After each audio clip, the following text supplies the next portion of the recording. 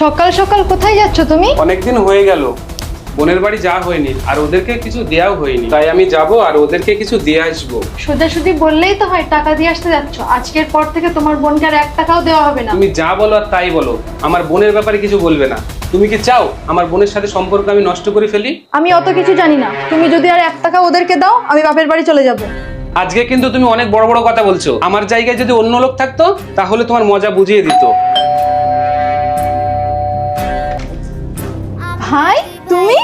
তোর কথা খুব মনে পড়ছিল, তাই চলে আসলাম। বাড়িতে সবাই ভালো আছে তো? হ্যাঁ, সবাই ভালো আছে। আমার ভাই এসেছে আর তুমি এখনো দাঁড়িয়ে আছো। যাও বাজারে যাও। ভাই, লেডিস ব্যাগ।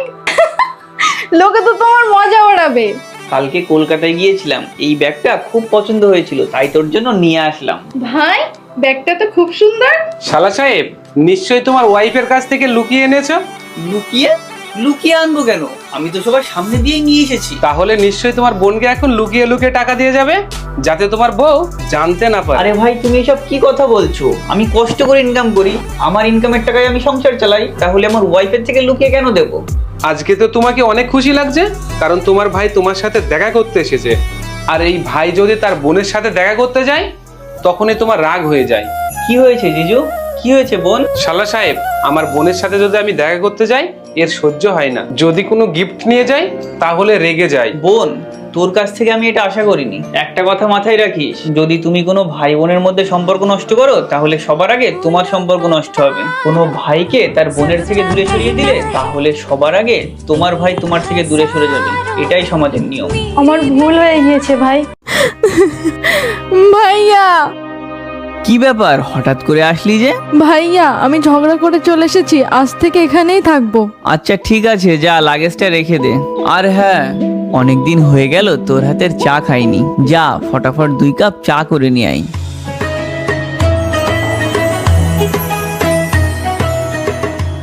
এই নাও ভাইয়া। খুব টেস্টি। বাহ, চাটা সত্যিই অনেক সুন্দর হয়েছে। আমার বোন খুব ভালো রান্নাও করতে পারে। আচ্ছা, তোমার বোনের হাতের রান্না টেস্ট করাবে না আমাকে? বোন যা, আজকে রান্নাটা তুই কর। খুব টেস্টি হয়েছে। আজকের পর থেকে সব রান্না তুমিই করবে। ঠিক আছে। কি হয়েছে, মাথা যন্ত্রণা করছে? বোন, তোর ভাবির না খুব মাথা যন্ত্রণা করছে। 2-4টে কাপড় আছে, ওইগুলো একটু ওয়াশ করে দে। ঠিক আছে ভাইয়া। আরে তুমি কেন কাজ করছো? বোন, হ্যাঁ ভাইয়া। এই নে, ঘরটা পরিষ্কার কর। ভাইয়া, হ্যালো, আমি বাড়ি যাচ্ছি। এরকম ছোটখাটো ঝগড়া তো লেগেই থাকে, তাই বলে কি আমরা আলাদা থাকবো?